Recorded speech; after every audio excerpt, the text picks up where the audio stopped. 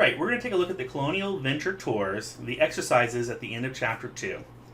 So the first one says, using the types of entities found in the Colonial Adventure Tours database, create an example of a table that is in first normal form, but not in second normal form, and an example of a table that is in second normal form, but not in third normal form.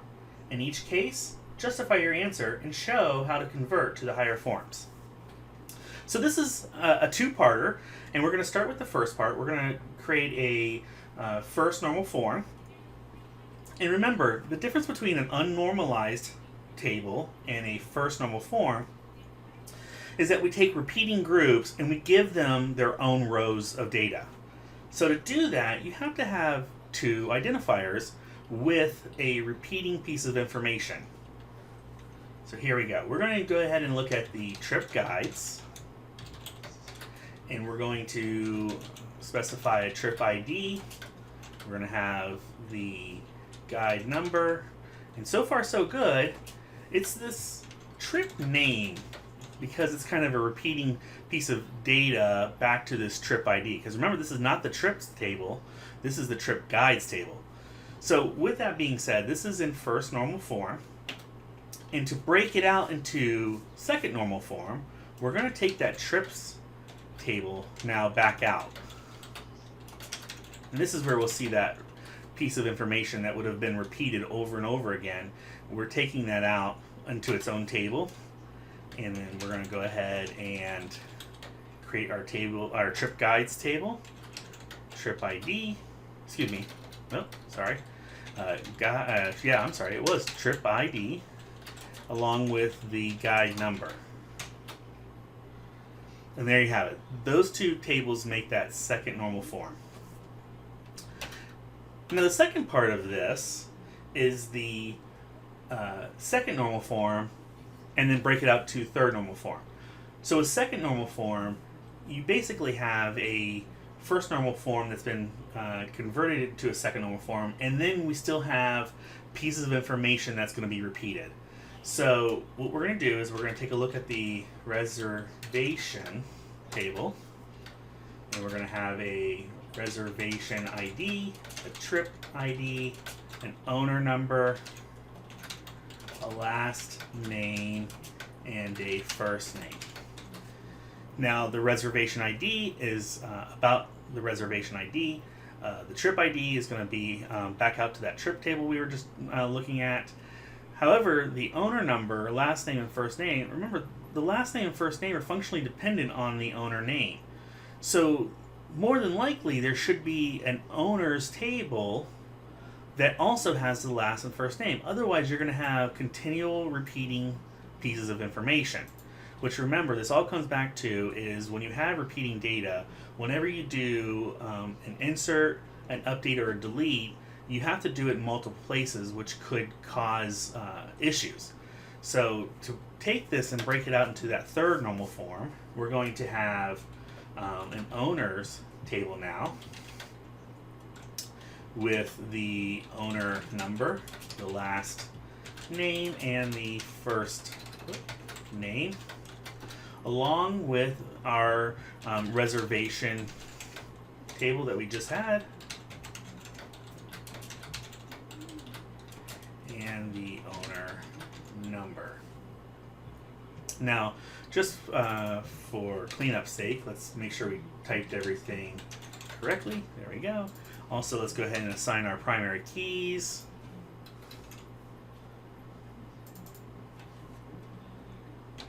And even back in our example, let's make sure we do that. And there you go. That is that second normal form into a third normal form.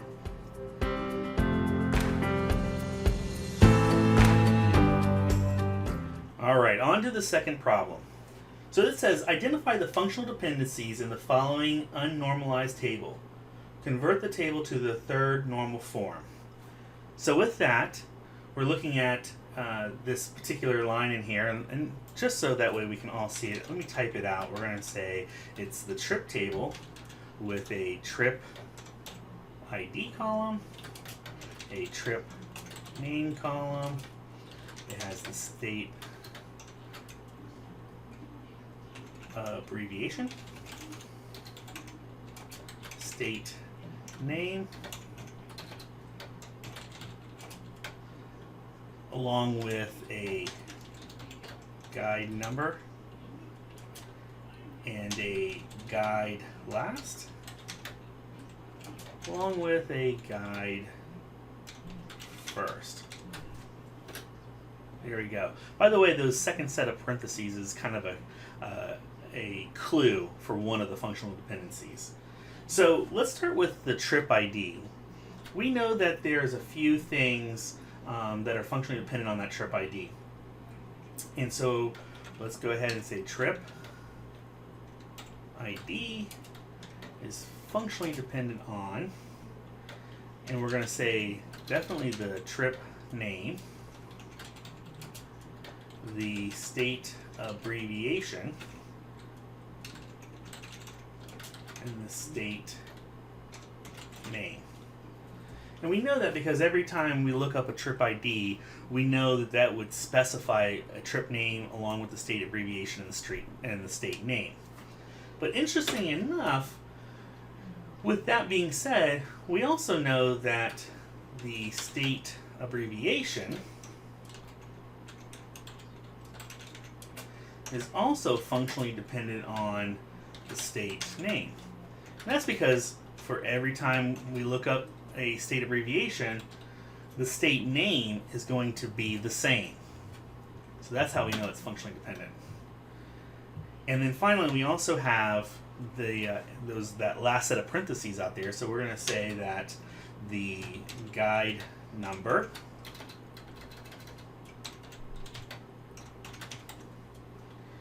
is functionally dependent on the guide last, along with the guide first. Now, the next thing is to convert these tables into the third normal form. Convert that table at the top here, this one, into third normal form. So let's go ahead and do that. So right away, we've got a trip ID, so that's an indicator. In fact, we've got the trip table already defined, but we're going to go ahead and put it into third normal form. So we've got a trip ID that relates to a trip name and the state abbreviation. By the way, just understand that the state abbreviation is an identity for a state name. That's because they represent the state name and there's no duplicates. So with that, we've now got a state table, and we've got a state abbreviation along with the state name.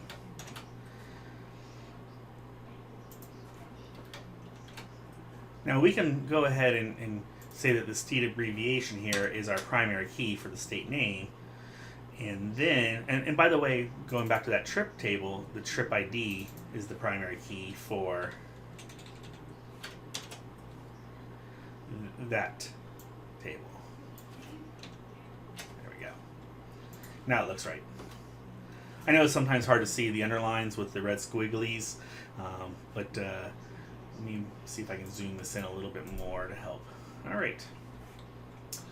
Then we have a guide table now, which again is very clear to see because of these parentheses. And we're going to say that this has a guide number along with a guide last and a guide first. Now, with all that being said, we have to now bring this guide and this trip back together. So to do that, we're going to have a trip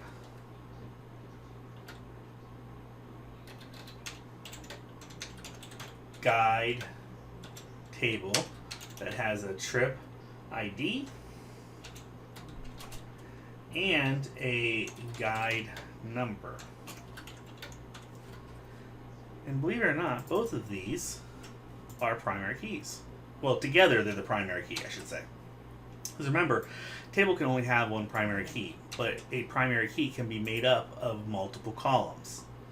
So there we go. Just make sure I make that the primary key on that one. And that is our one table that was at the top there, put out into third normal form. All right, let's go ahead and look at exercise number 3.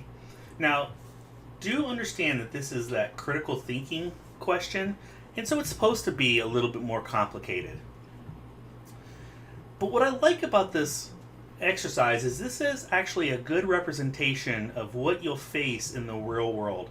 Oftentimes our clients, our users, they aren't database designers. If they were, they probably would do this on their own. So the fact that the instructions on this are somewhat vague and a little bit all over the place actually makes for a really good representation of what you would face. So let's jump in. Colonial Adventure Tours is considering offering outdoor adventure classes to prepare people to participate in hiking, biking, paddling adventures. Only one class is taught on any given day. Participants can enroll in one or more classes. Classes are taught by guides that Colonial Adventure employs. Participants do not know who the instructor for a particular class will be until the day of the class. Colonial Adventure Tours needs your help with the database design for the new venture. In each step, represent your answer using the shorthand representation in a diagram. You may use any of the styles represented in this chapter for the diagram. So let's talk about that first part, Part A. For each participant, list his or her number, last name, first name, address, city, state, postal code, telephone number, and date of birth. So as we go through this, we're going to take a look and we're going to create a table. It's going to be participant, and we're going to have a participant number, that last name, the first name, the address, city, state, postal code, telephone number, and date of birth. There we go.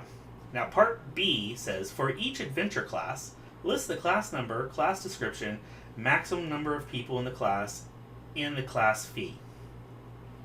So what we have here is a class with all of its attributes. And there we go.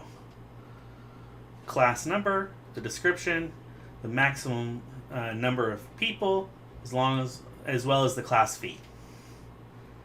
Part C. For each participant, list his or her phone number, last name, first name, and the class number, class description, and the date of each class in which the participant is enrolled. So when you start on this one, you're probably going to create a participant class.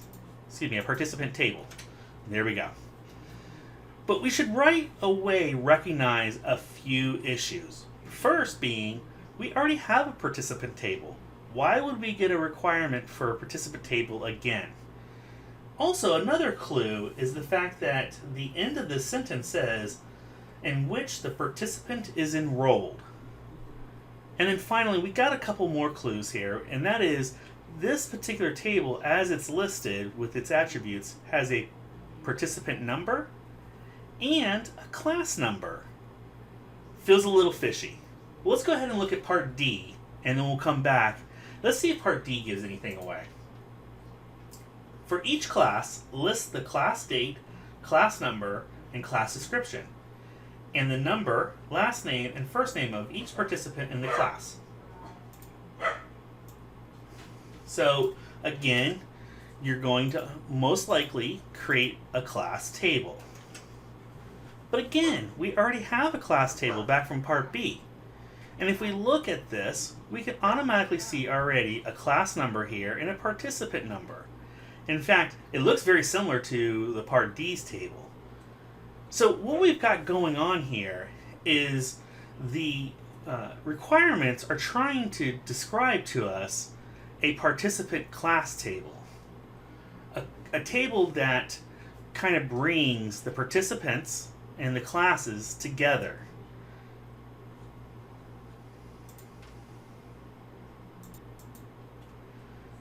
And because it's doing that, in fact, if we look at the columns for Part C and Part D, they're pretty much identical. We can see that we're actually describing one table. And if we went through the normalization process, that's exactly what we would find is we would end up coming up with two tables that are identical because it's really one table. So let's go ahead and, with that being said, let's go ahead and get rid of that Part D since this will handle it. And since we know that participant number is functionally dependent on last name and first name, which comes back to this participant number up here, then we don't need that first name or last name anymore. And because this is a participant class table, remember what we talked about where when we see functional dependencies that oftentimes can give us our table name? Well, this is exactly what's going on here. So we could have participant class, or we can have class participant, like that. And again, looking at the class number, description, which is part of class, is a repeat piece of information, so we don't need that. Now class date, it's not up here. And that's because the class date is very specific to when the class is going to have participants. So let's go ahead and just get rid of that one column. Now, because we're really good at this, we want to make sure we go ahead and specify our primary keys. So participant number, which describes all of this information, would be our primary key for that. And the class number, which describes all of this information, is primary key for that. And then the class participant, well, believe it or not, it's the participant number and the combination of the class number that makes the primary key for those rows. Now, one last thing I will tell you is if I was the designer for this, I would talk to the client or the user, and I would suggest that we move the class fee down to the class participant table as well, because the class fee could be different for every class and not necessarily the same fee is always going to be for the class. Not to mention, over time, won't the class fee go up? Because of that, it might be better to have it down in the class participant table. One argument to that would be, yes, maybe the class fee does go up, but when that happens, we'll actually create a whole nother class number with the same description maximum number, or maybe the maximum number may change even then, and then the new class fee. That's just one example of how the dialogue between a user and a database designer would go back and forth. Now finally, for this last step, we're going to talk about how we would put this into a diagram. And remember, for this question, it wants both the shorthand representation and a diagram.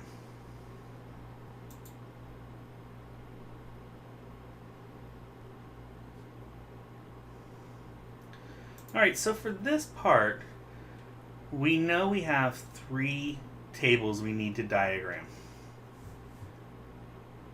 So we're going to do it quickly and easy here in Word, and we're going to create 3 boxes.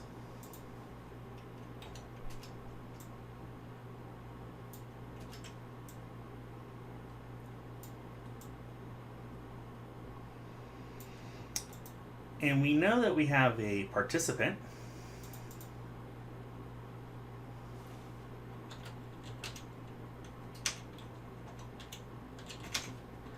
And we know we have a class. And a big clue that there's going to be a table that puts the two together is the fact that participant and class is in the name of the third table. So we're going to come over here. We're going to call this the class.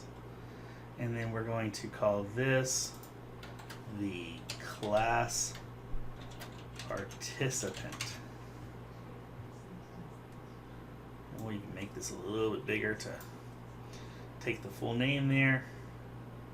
Looking good. Now remember, when we create an arrow, the head of the arrow is always pointed to where the mini relationship exists. So remember, there's only one participant, but that participant may do many class participations. So we're going to create an arrow that goes like that. And in this, we've got one class that can exist for many class participants.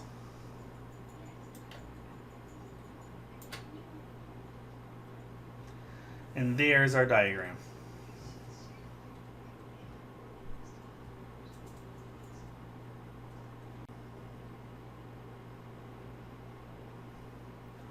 Now, if you wanted to get fancy, instead of the arrows, we could use the crow's feet. Let's see if I can even do that. It's going to be pretty rudimentary, but we're going to give it a shot. So I'm going to give it a line.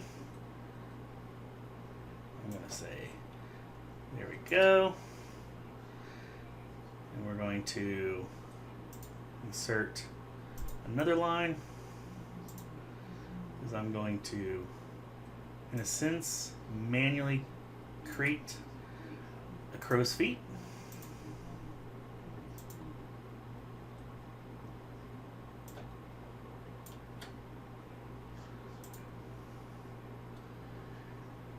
And then we're going to make the other one.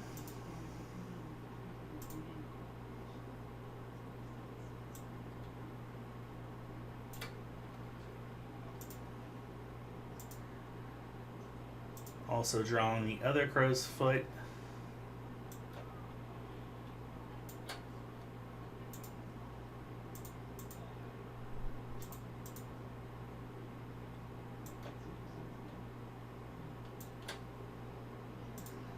And there you go. That's a crude crow's foot representation done quickly here in Word. I definitely would have accepted that. And if you wanted to get even fancier, you might have gone into Visio and created your crow's feet in that, and then copied and pasted into your Word. But like I said, what we have here was just fine for the assignment. All right, I hope this helps.